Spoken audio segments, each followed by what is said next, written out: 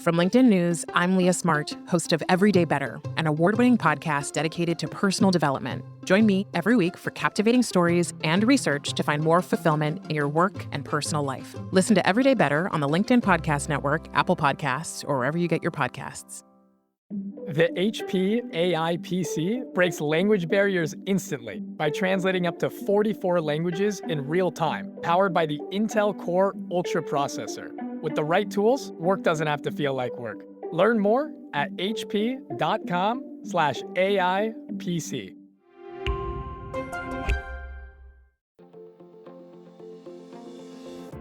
Hello, my friend, and welcome to another exciting episode of Negotiate Anything. Thanks for joining us today. With over 10 million downloads and listeners from more than 180 different countries, it's dedicated listeners just like you who have made Negotiate Anything the #1 negotiation podcast in the world. I'm your host, Kwame Christian. I'm a business lawyer, mediator, author, and the proud CEO of the American Negotiation Institute. Now, before we get into today's insightful conversation, I have a golden opportunity for those of you who recognize the power of negotiation in your professional lives.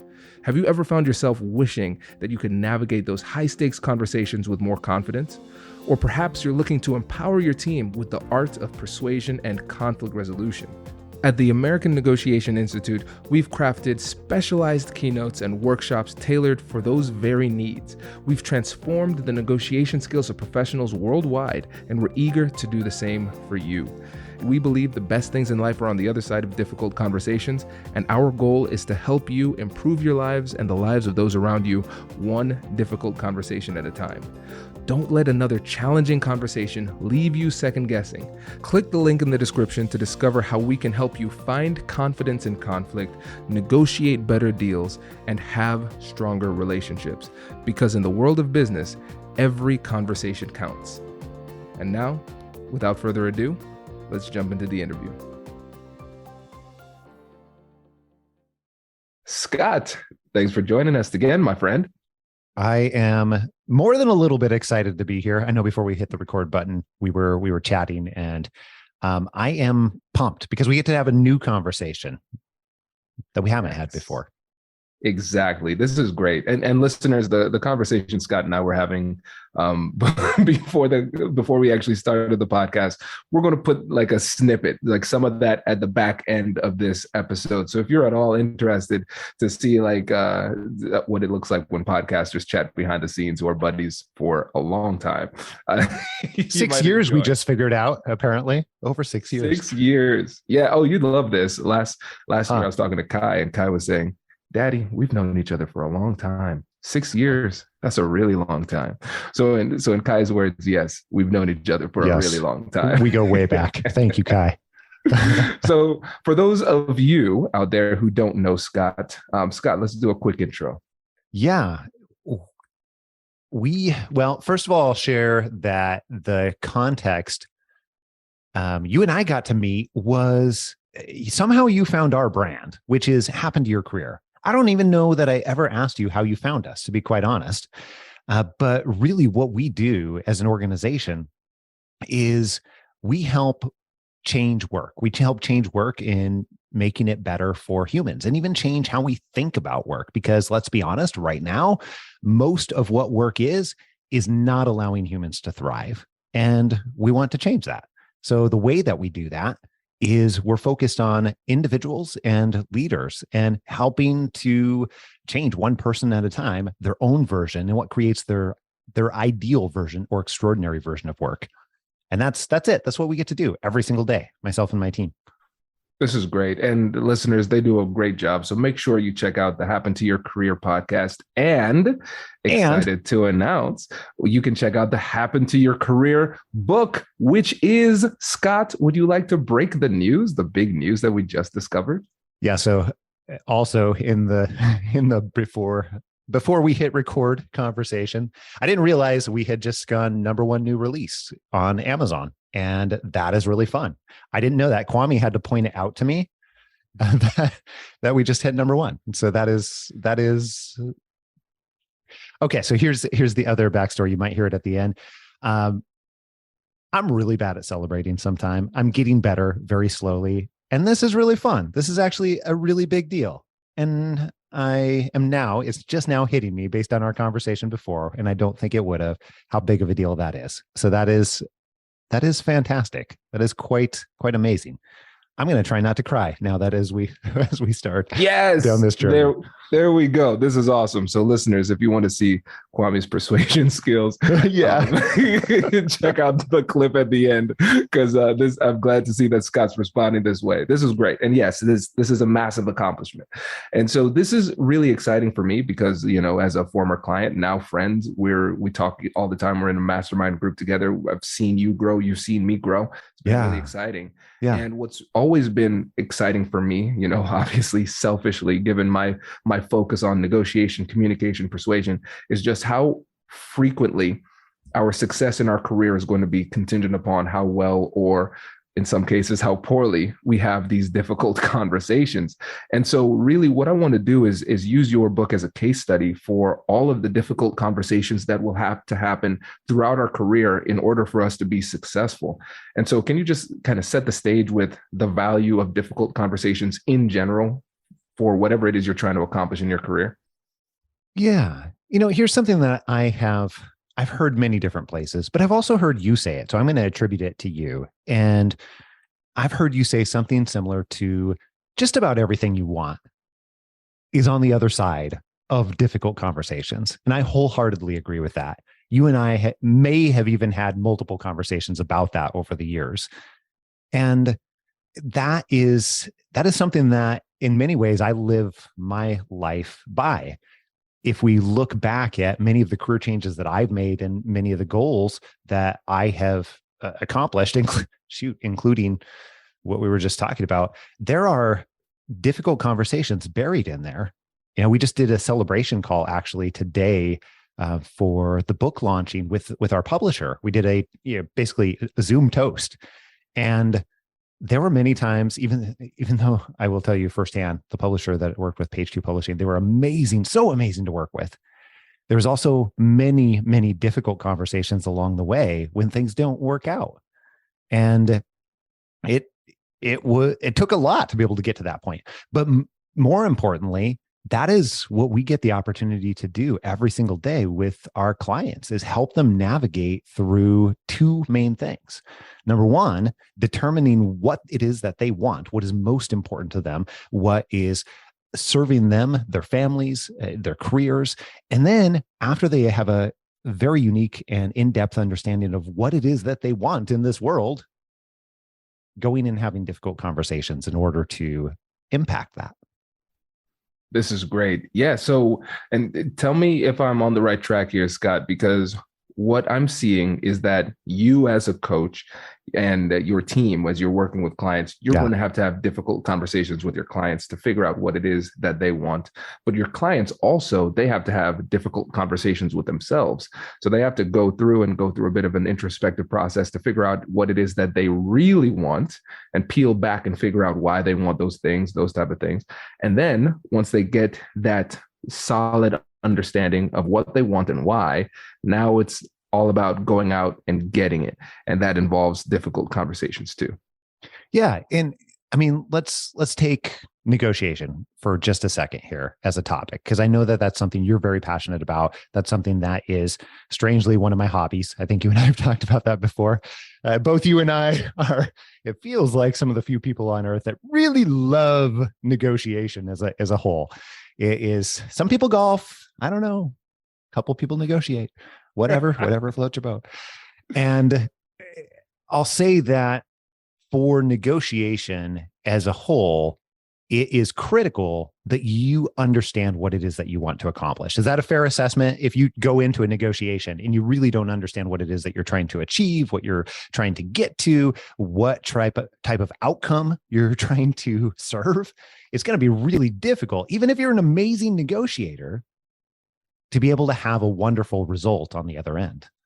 So that's a truth, that simple truth. And I'll tell you one more way that we often talk about it with our clients and many other people. Live my life by the fact that, one, if you ask for what you want, you're a lot more likely to be able to get what you want. But that means you have to then know what it is that you want. Yeah, one does not work without the other. So if we're going with that really simple set of logic, that means any of those difficult conversations that we mentioned earlier, whether it is, having a conversation with your future boss for a job offer that you're trying to negotiate, and whether that is based on the salary, or you're literally trying to, this is something we've done with many people before, where you're literally trying to ask them to change the role and what the opportunity looks like in itself. You first have to understand what it is you want. Or if you are, already in an opportunity and you have a working relationship with someone, and you're trying to change what that relationship looks like, for whatever reason, you still have to understand what it is that you want to push towards the outcome that you're trying to achieve. One, again, does not work with the other. And we can go and delve into how that might happen through job offer negotiation or any of those other scenarios or situations, how those difficult conversations might look and how it might be different than what most people think should happen there. Yeah. Well, before we get into the tactics of like the specific conversations, I want to spend a little bit more time going into the introspection portion, because I think a lot of people will say, okay, yep, I get it. I need to know what I want and I need to know why I want it. But the fact that people, like the majority of people listening, would say, yeah, got it. Yeah, I'll do that. But then again, we don't do that, right? Even though there's the recognition that it's something that should be done, we recognize that we don't do it frequently enough. And what ends up happening is you might negotiate effectively and get exactly what it is you're asking for, and then in the end, be incredibly disappointed with your newfound situation. So can we go a little bit deeper into what makes it so hard for people to ask themselves those tough questions and get the right answer? Absolutely. One of the things that we talk about extensively in the book is 5 obstacles that stop people from getting to what they want, that stop people from getting to what we call meaningful and fulfilling work. And one of those particular obstacles is what we call the restaurant with no menus. Okay, so here's what I mean by that. Imagine for a second that you walk into a restaurant. Maybe Kwame, it's you and Whitney. You walk into a restaurant, you sit down, it's date night, and it's a brand new restaurant. You've never been there before. You're feeling adventurous. So you go in, you sit down, and maitre d' shows up and says, hey, you know what? Your waiter will be with you here in a moment, but just know that we can make you anything that you want. Anything. Absolutely anything that you want. Hello, my friends. Before we get back to today's episode, I want to ask you a question. Have you ever wondered how to elevate your team's negotiation game and how you can help the folks on your team have better, difficult conversations? At the American Negotiation Institute, we offer transformative keynotes and workshops tailored to empower professionals with top-tier negotiation and conflict resolution skills. Whether it's a keynote for your next event or hands-on training for your team, we've got you covered. Don't just negotiate. Master the art with the American Negotiation Institute. Click the link in the description to find out more. Elevate, negotiate, and succeed. Introducing the HP AI PC, your powerful AI assistant.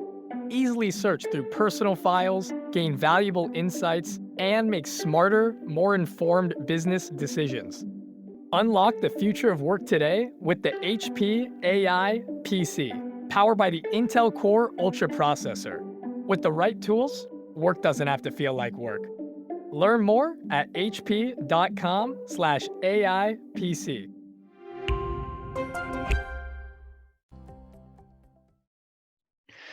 Okay, so here's the thing.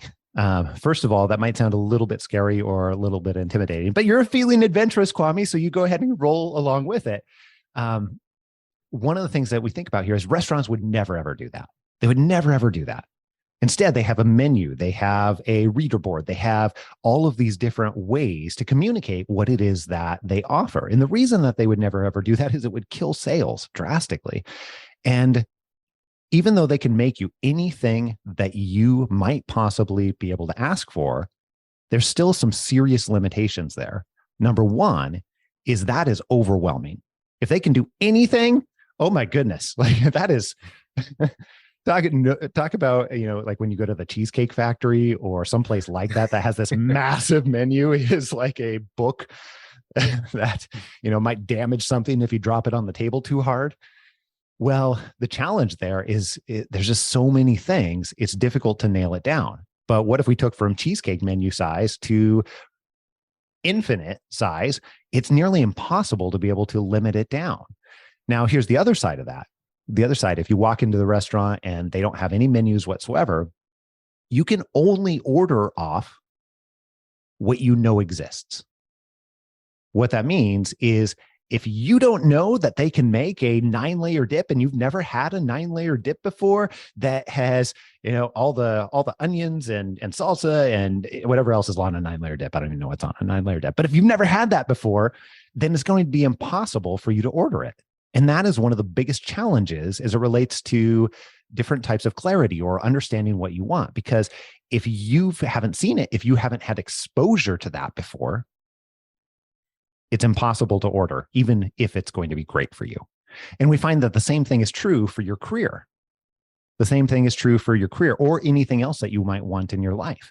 If you haven't had exposure to that before, it's going to be impossible for you to have it on your menu, which means that it's not just a problem of defining and choosing what it is that you want. It's also a problem of exposing yourself to what is going to be possible for you. So that in itself is a little bit of a catch-22, as you might imagine, right? So if you run a restaurant, first of all, get some menus. And second of all, we can talk about how to work through that. Yeah, I love that metaphor because you run right into the paradox of choice. If you have too many options, then you're just not going to make a selection, and you're going to feel bad about it in the process. Yeah, just too so many emotions. Yeah, so let's say people are in that position because it's and this is one of those things. If you're in that privileged position where you live in a country where you have so many options, it's a blessing and a curse. What can you do? Anything. Well, that's a lot, right? So when you run into that, how do you help people work through that? Yeah, and you make a great point too here. There are portions of the world where people don't have those types of options, but in more and more of the world, with every day that passes, more options become available. So what do you do when you are in that very privileged situation? Well, I'll share one thing first. Part of the reason that we created the Happen to Your Career podcast the way that we did, we chose very early on to be able to. We actually don't talk about this on the show frequently at all. But in how we tell the stories, part of what we're doing is trying to provide exposure to how everyday people, in many different ways, achieve nearly impossible, what most people would consider to be impossible types of career changes on their way to meaningful work. And the reason that we do that is that exact problem that we just discussed, the restaurant with no menus. If you don't have exposure to it, you're not going to be able to do something about it. So the reason I'm sharing that, though, is because it points out that part of what you're going to need to do is expose yourself to people and stories and even potentially professions and industries that you suspect you might want, but don't fully know what is out there. Now, here's something that is a misconception as it relates to careers. Many people get frustrated with their career in one way or another, and they want to throw in the towel. They want to completely change. We've had thousands and thousands of conversations at this point where people are like, yeah, I have been a director of marketing and I need to no longer be in marketing. And they're ready to throw out the baby with the bathwater in so many different ways. And we might work with them. And I'll share one story really quick here. We worked with Erica, actually, who came to us in that exact situation where she was a director in marketing and had a pretty bad experience in her last organization. So she's like, I need to get away from this. I need to completely move on. I don't know what it's going to be. I have no idea where we're going to go with this, but I know it needs to be drastically different than what it is. So she's ready to entirely change. And in Erica's case, one of the things that we have realized is that she just didn't have exposure to how marketing might look differently to be able to serve her strengths. So instead of saying, okay, all right, we're now going to shift you into HR, because that's the obvious solution somehow, we are then, no, we're not going to shift her to HR at all. This wasn't our first rodeo. So what we did was we took Erica and he said, okay, let's first establish what you know already that you want your career to look like. What are the parts and pieces that you must have in your career? And by the way, we use a tool that we call the ideal career profile. And it's actually very simple. And the reason we use it is because when you think about meaningful work, and you think about if you want more meaningful work that also compensates you very well, and that's the outcome that you want, then the challenge is not just exposure. The challenge is that that's a complex problem. And when you have a complex problem, that means that there's not one thing is the solution, which, by the way, is another thing that stops people from getting to much more meaningful work. And that then means that we have to solve many, many small problems and make many, many small decisions. So this tool, the ideal career profile, think about it as a checklist where you've gone through and made many micro decisions about your career. Like, for example, who are the types of people I want to spend my time around? Because, by the way, if I know who those people are, I might be able to go find organizations that have more of those types of people, because I'm spending a good chunk of my life working with, potentially coworkers. And then what do I want to do for my financial goals? Because my work, as much as I might try to, I can't separate out work from the rest of my life. They are mutually dependent. And so if I can go through and decide and make these micro decisions on all of these different areas that impact both my work and the rest of my life, then I can put those together and create what we call an ideal career profile. And think about that just as a checklist of what you must have and what creates your personal version of extraordinary. Okay, so that's the approach that we use. Now, fast forward, let's come back to Erica's story. One of the things that we realized as we did that was everything she was putting on there actually fit really nicely with marketing. It's just she didn't have the flexibility or autonomy that she really wanted, which, by the way, leads us into some of those conversations that we were mentioning earlier. Erica, at the point in time where we got to meet her and we were working with her on what creates her personal version of extraordinary, she was already going in. I don't know why she was doing this. She was running around like, I don't know, like crazy, going to all these networking meetings and going to all these interviews and just doing everything just so she could feel like she was doing something. But as we started to clarify where she wanted to go, she started realizing that even though I've done 8 different interviews, there's really only 2 of these organizations and opportunities that even are a close fit. So they weren't quite a total fit, though. And that's where some of the difficult conversations come in. I'll tell you about one interview. She was part of the way through the process.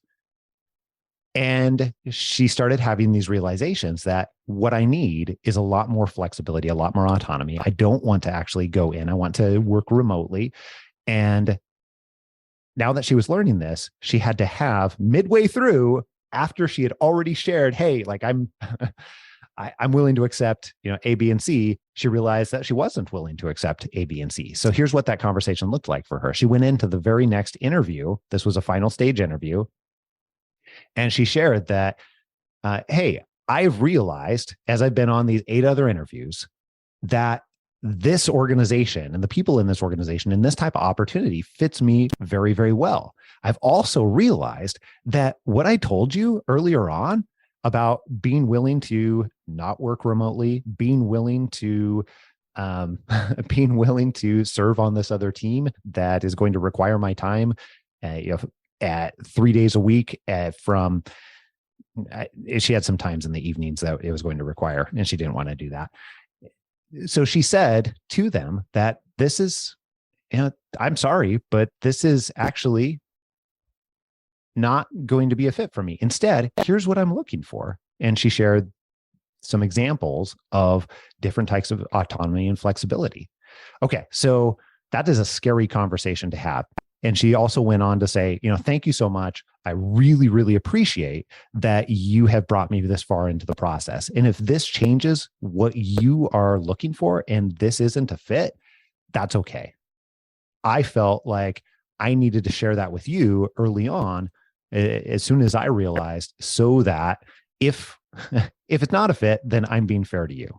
However, if it is, I would love to keep going because everything else lines up so well. Okay, so that is kind of a scary conversation if you think about it. Like, you're most of the way into this role, into this opportunity. You pretty much all but have it. They've told you that you're in the final stages, you're the last candidate, and you feel like you're ruining that, is where you are emotionally. However, what ended up happening is they said, you know what? We agree. We think that this is a situation where we want you. And she ended up getting an opportunity out of that where she was blatantly honest. And even though she had to have a pretty scary emotional conversation with them, she got that opportunity and got it the exact way that she wanted to. And crazy thing about it, she worked one day a week less because she was only working 4 days a week. And from an hourly basis, ended up making more than what she was making at her previous director role. Incredible. I love this. And so it just is a great example of negotiation in action from all sorts of different angles, right? Because we have you and your team negotiating with her. And so she was saying, hey, I want to get out of marketing. And it wasn't that you completely said, hey, that's not the way to go. I'm going to completely disregard that. No, you responded empathetically. You understood where she was coming from, but at the same time, gently redirected her by asking questions because you weren't trying to be prescriptive at that time. You wanted to dig deeper to figure out whether or not she was 100% certain before moving forward. I thought that was really, really good. Wanted to give you kudos on that. Yeah, appreciate it. And we found that if we tell people what they need to do with their lives, it rarely ends well. So that is the only approach for us. We need to ask those powerful questions for us to gather information in order to help them, but more importantly, for them to decide for themselves. So I appreciate the meta-ness of that you're picking up on. Yeah, it's so important, Scott, because the thing is, again, if we take away somebody's autonomy, then their goal will be to demonstrate their autonomy in a different type of way. They're going to try to take back that agency. And a lot of times it's just kind of to spite you, right? So it's a very, very important way to do it. And then the checklist that you had them go through, I think this is something that we could replicate in the negotiation world as well. Yeah. Right? Because we want to be creative. The more paths to victory you have, the more likely you are to achieve a victory. And so we understand that creativity is an important part of the negotiation process, but we often don't know how to put it into action. And really, if we take some time and take an inventory of our values, our principles, our goals, and figure out what it is that we want big picture, it can help us to realize that there are many paths that we can take in order to get there. Otherwise, we risk getting fixated and saying, for instance, I can't be in marketing, anything but marketing, and limiting our options prematurely. Mm-hmm. And then lastly, when it comes to Erica and the way that she described the situation and talked to the employer, the potential employer at that time, that's scary. And one of the things that's really simple that is so often overlooked is the simple strategy of using and telling the truth. I know, it's so weird, right? Hold on. Right. I can't tell them that. Right, but that's exactly what it is. But I can't say it. Why not? Right. Okay, so here's a fun behind the scenes fact. I can't tell you the number of, and I haven't done coaching in my organization formally for about 4 years now. We have a wonderful team of very amazing coaches. However, occasionally I've still got on negotiation conversations because I love it so much. I just can't get away from it. And I cannot tell you the number of times where people will say, well, here's what I'm feeling. I feel like, I can't accept this because I really need this level of autonomy, and I want to because they have been so wonderful throughout this process. And, I'll let them say what they're saying. And at the end of it, I'm like, could you just say that? What would be wrong with telling them that? And they're like, well, I guess I could do that. The truth. So lead with the truth, to your point. Yes. Exactly. It's so simple, but it's really scary. And so I was reading this book this morning called I think it's Feeling Good. It's an old school psychology book. Actually, Pete Makaitis recommended it. Our mutual friend, How to Be Awesome at Your Job podcast. And so one of the things that they talk about is that leads to mental challenges, he's focusing on depression, is various cognitive distortions. And it's these lies that we tell ourselves that we believe that hold us back. And so a cognitive distortion might tell us here in this case, I can't tell the truth. They'll hate me. They'll get so mad. And in this situation, that type of mentality is what can hold you back. It's not true, but we believe it's true. And then we're guided by our feeling, which leads us to hold us back in these situations, which has a negative impact on us and our ability to get what we want, our relationships as a whole, and the other person, because now they're not seeing what the truth is. And you're really taking away their autonomy and ability to problem solve with accurate information. But if you just start to learn to challenge those things that are holding us back from expressing ourselves in the way that we really want to, then you start to realize, wait a second, how do I know that's true? Why do I believe that they will hate me because of this? Why do I believe that this is the wrong thing to say? Oh, I don't have any evidence to substantiate it. This is one of those cognitive distortions. There is another way. And so I think, again, that's just another angle of that internal negotiation. It has to come up frequently throughout this process, because we're changing at all times, where our emotions will come up in unexpected ways, and we have to be able to check in and adjust as necessary in order to get what we want. I think that's one of the best ways that I have utilized other partners, whether it be a coach or a therapist, even in some cases, or just helping me realize when I'm in the trap of cognitive distortion. That is, in many ways, for me, I'll speak for me, but I've seen it for other people too, where I am absolutely my own worst enemy. And I feel like much of life is catching when I'm in that cycle in so many different ways. So I'm so glad that you brought that up. Yeah. I mean, listeners, like I mentioned, Scott and I have been in a mastermind group together for 3-4 years, something like that. I don't know, basically forever. 5 years. It's insane. And so actually you'd recognize some of the guys. So Dave Stachowiak, Coaching for Leaders, Pete Makaitis, How to Be Awesome at Your Job, Chris DeFerrio, the Keys to the Shop podcast, and Lisa Cummings as well. Lead Through Strengths. And so we all bounce ideas off of each other. And I think for the business problems that we face, probably a solid 50% of them at least are just us overcoming mental problems. Yes. True story. It's great.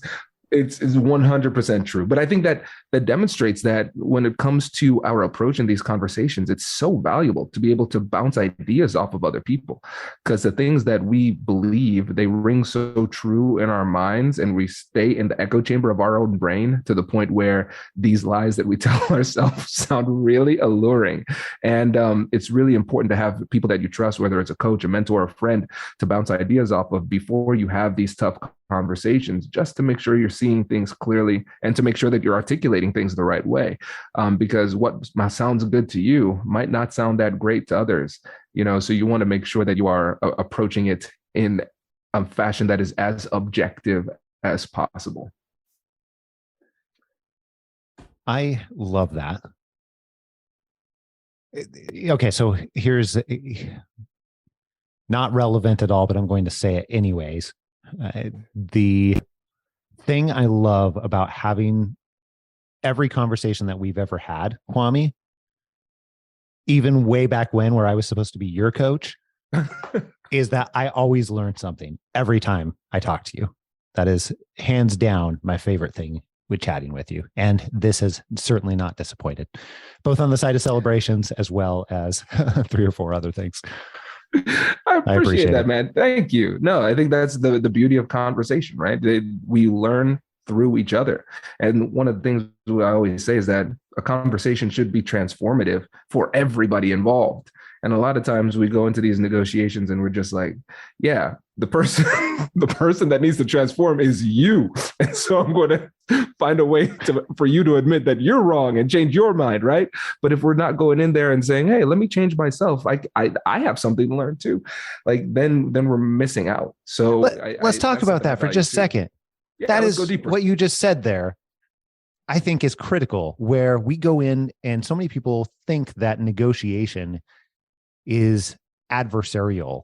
I think that's the word that I'm looking for. It feels like it is conflicting or adversarial type of dynamic or relationship. And my experience, although I have had what I would consider to be successful adversarial type of negotiations, is that most of the time it's not necessary, nor is it as valuable as it could be if you're taking on a partnership type approach. And I find this to be true no place more than when you're speaking about your career. Obviously, that's my largest area of expertise, so I'm a little biased towards that. But think about it for a second. If it's a job offer negotiation or a partnership type of negotiation where you're entering into a literal partnership, all of those situations require that on the outcome, on the other side of the negotiation, whatever that looks like, the initial negotiation, we'll call it, you have to develop and cultivate a wonderful working relationship. Otherwise, it's kind of for nothing, which means that if you're not going into it looking at it from a partnership type of approach, then it is setting the long-term up for failure. So here's a couple of different ways that I've found work very, very well to create a partnership. One is exactly what you had mentioned earlier, which is instead of trying to convince other people of your agenda or saying that, hey, you're the one who needs to transform, you're the one who needs to conform, this is going to be a transformative conversation, but not for me. Instead of going into it with that type of mentality, going into it to collect information. That is one of the most in my opinion, I'm curious what, I'm going to ask you this question here in a minute, but I believe that is the most underrated approach for negotiation.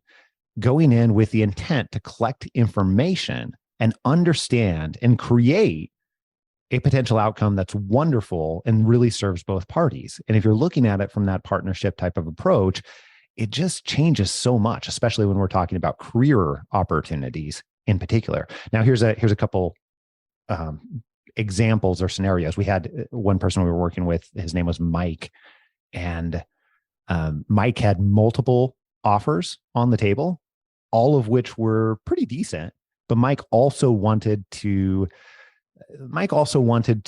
lead an entire team of people for the first time in his life. He was, kind of mid-career and hadn't really shifted into that leadership role. And both of these opportunities were missing that.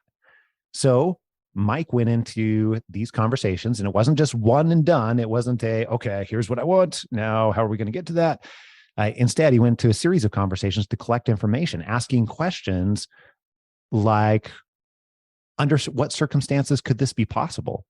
Sharing his goals. One of my prerogatives, Mike would tell them, is I really want to be able to lead a team. Here's the reasons why I want that, A, B, and C. Under what circumstances could that be possible for this opportunity? Because everything else seems to line up really very well. And I appreciate that. Or in another conversation, he would ask, how could we make this happen? And one person actually told him, I can't make that happen. So we coached Mike to be able to say, okay, that's totally okay. Who in the organization can make that type of decision? What do we need to do? Notice the use of the word we. Partnership. It's a partnership. It is not you versus me. It is a we. We need to figure this out together. Who do we need to talk to in order to understand how that could be possible?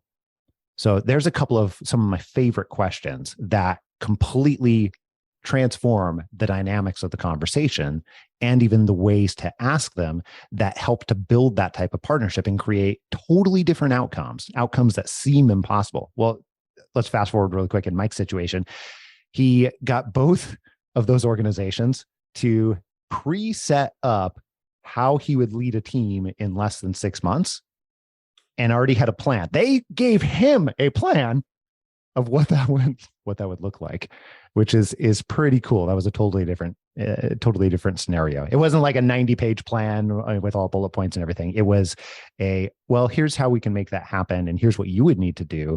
And he got them to commit to that before ever saying yes.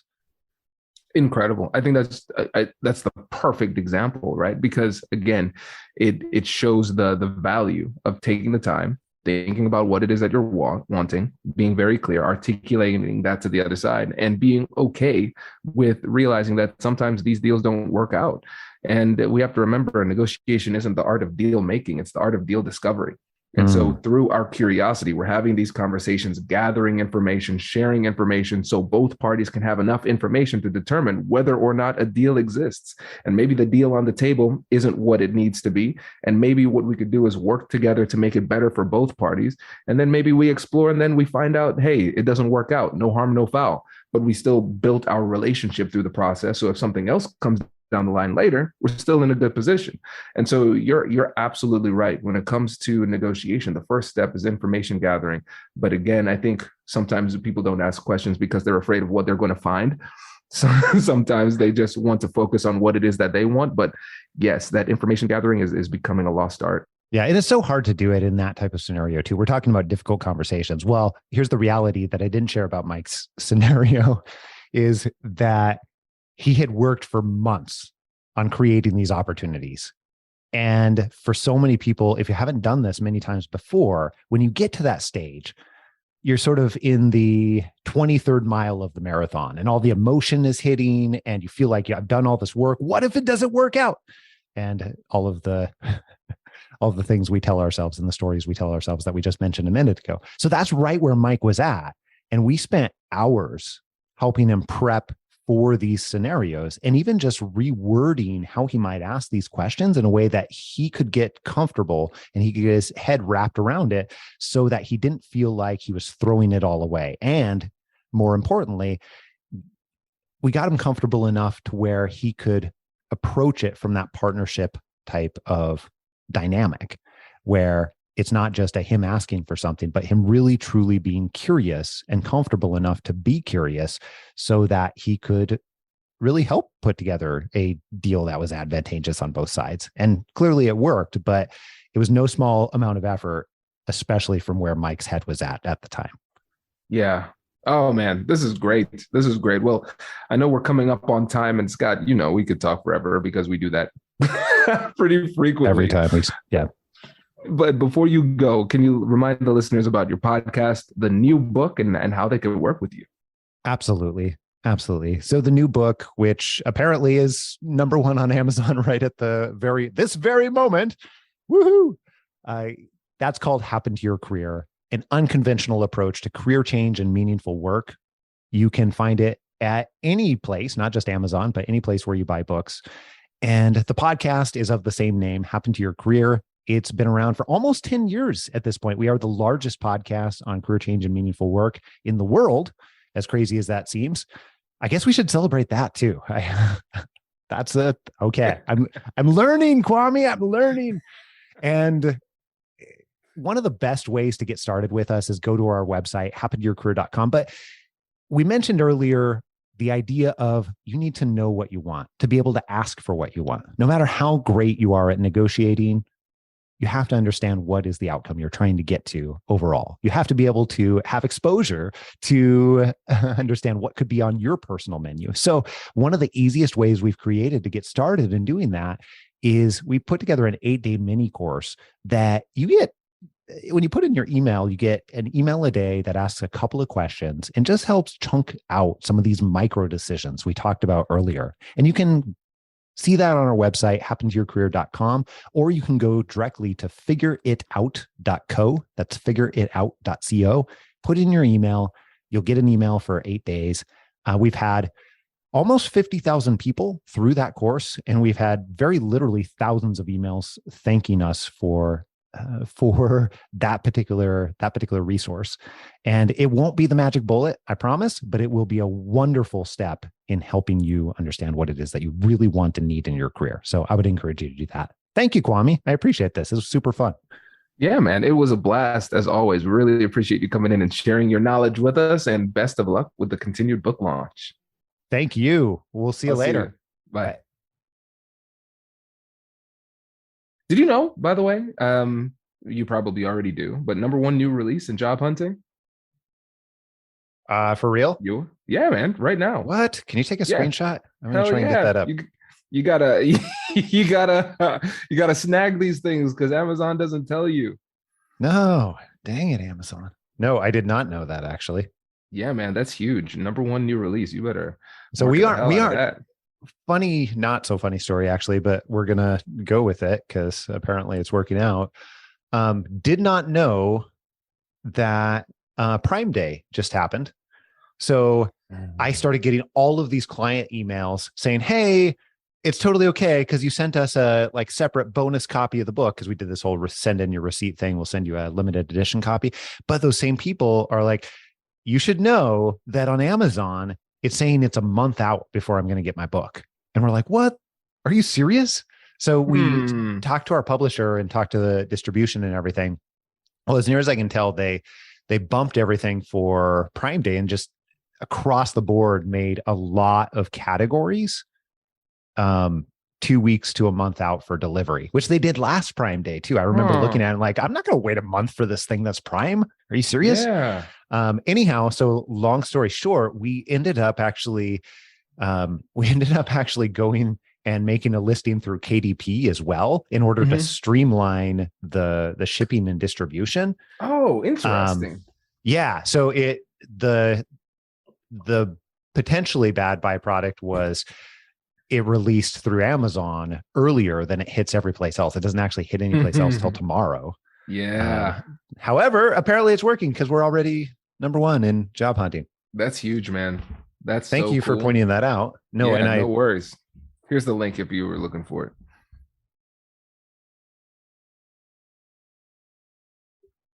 That'll make my team really happy, by the way. Yes. You have no idea. They're going to be pumped. And they should be. I mean, that's huge. That's big. Yeah, it's not that it is, but let's be honest, it's not that hard to manipulate the Amazon system to. I was thinking about that too, man. And then I realized for us, it's not that hard to do. But true. If you just have like some other like career expert who's like, I'm a career expert with no audience, no nothing, they would have a hell of a time trying to get that. So I was thinking about this because I realized how pumped my staff was when we were hitting these numbers, like moved to tears. And I was like, this is an example of us kind of getting desensitized to accomplishment. Is it a little bit? I think you're right about that, but I'm curious what you mean by that. Should we just be recording this? I don't know. Oh, we're recording now. Oh, sweet. Yeah, we'll see what comes. We might flow and put this as a bonus at the back. But I think it's like, I think about some of the things that we have done this year. Yeah. And I think if we were to go back in time 5 years and share this to the old version of ourselves, we would like lose our minds. Like, what? Are you serious? Yeah. Because think about how long this was on your list of things that you wanted to do. And now you've had so many other accomplishments that are comparable that you hit number one new release on Amazon. You're like, yeah. Thanks, Kwame. Thanks for pointing that out. All exactly. right. So now do we do the interview? Exactly. That's really nice. Right? Like, okay. So let me ask you about that. What do you think that is for you personally? Not like the, science and psychology portion of it, but for you, why do you think that happens for you? Because it definitely happens for me. Obviously, we just proved that. I think there is a part of it that is a bit like genetic. I've always been like this, where achievement for me is more like oxygen than something really to celebrate. I don't celebrate every breath. It's like, this is what should be happening. The most I feel is relief. And like my friends and family and my therapist have been saying, like, that's kind of messed up, man. It's okay to celebrate your wins. And I think a little bit of it is me not feeling like I can let my guard down, because if I let that positivity in, it's like, do I still maintain that hunger? And so I've actually been forcing myself to celebrate and enjoy and kind of revel in the moment a little bit more, like actually telling myself to do it and scheduling time like to do it. Like, you're going to enjoy this win and this is how you're going to do it. And then the other thing I've been doing is kind of a bit of a meta kind of approach, is like, I would take the younger version of myself through a walk through my life. So like the version of Kwame who's just like really working hard in law school and in the graduate program, like envisioning what life could be. And so I go back in time and just say, hey, this is what life is like. This is what your career is like. This is what your family is like, and all this stuff. And kind of thinking about a conversation with young Kwame is what gets me excited. I'm like, man, I would be very impressed. That resonates with me. And I find now that I'm hearing you say that is one of the only ways I can get myself to really stop. And I have this conversation all the time with another friend where it's like, did you ever think that 7 years ago that this would happen, whatever it is, launch a book or have 12 people on the team, or I don't know, insert your accomplishment here. But only if I precede it by that phrase with that triggering, somehow I have a really hard time. I'm like, just ready to move on. Like you had said, ready to move on to the next thing. And it feels more like, okay, well, I'm still breathing. Don't need to think much about that. Like, fantastic. Huh. Exactly. Interesting. And what ends up happening is you kind of live a life of really, really high accomplishment, but constantly feeling almost chronically dissatisfied because the goalposts just keep on moving. It's like what was good enough before, once you've achieved it, automatically becomes not good enough, because if I have it, it can't be good enough. Okay, so let me share something with you really quick. We did a local version of a launch party, and I did not want this at all. Did not want it. Actually tried to not do it probably 5 or 6 times, and eventually decided. My neighbor, actually, of all people, he may never even read the book. I don't know, but of all people, he's like, this is a big deal. Like, why don't you at the very least like get just a bunch of friends together and let's celebrate this thing? Why are he kind of, if I would have been in closer, he like would have grabbed me and shook me or something. But he's like, why are you not doing that? I'm like, fair. You're right. So that ended up being the forced celebration, if you will. And I knew at that point in time, this was about a month ago, that afterwards I would have enjoyed it and have loved to do it. But honestly, it felt, going into it, it felt like, why would I do that? Why would I spend the time to like, let's instead focus our efforts on how do we get the book out to more people so we can help more people and we can do the next things and all the, So forced celebration, that is the moral of the story for me. Yeah, dude. Yeah. Think about it. I completely empathize with that, because it's like, so what do we do to celebrate? We celebrate with more work. That's what we do. Don't waste my time with this. Let's get back to work. I feel you, man. I feel you. It's tough, but I have to force myself to slow down and pause and appreciate. And I've realized, hey, shocker, it doesn't diminish my ambition. Yes, I know. So weird. Like all the silly reasons that, I don't know, that manifest when I'm thinking about why not to celebrate. Yeah. So recovering celebrator, it sounds like you are too. We have not had this conversation before, by the way. I know. This is interesting. I mean, it makes a lot of sense, and it's not surprising either. After like all of the mastermind groups and all of the times we've been, what is that? Like 5 years now? 6 years. Has it been 6 years? Yeah, man. Because that sounds insane. You were the coach I went with like when I was starting. So that was 2016. Was I your first coach? I think I knew that, but I don't think I had really thought about it in those terms. Oh, I'm so honored to be the first one. The first one. Yes. So this was good. You didn't scare me away. Yeah, no joke.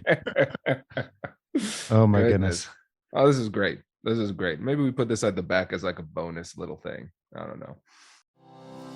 Congratulations! You've just joined an elite club. By listening to a full episode, you're now officially on the Negotiate Anything team. So welcome aboard. What most team members do is they subscribe to the podcast because that allows them to automatically get the latest episodes of the show. The best things in life lie on the other side of difficult conversations. Keep learning, keep practicing, and keep getting better. Your relationships will improve, your career will soar, and you'll have the confidence you need to get the most out of these crucial conversations. Again, thank you for joining the team. We're excited to have you, and I will see you in the next episode. I'll catch you later.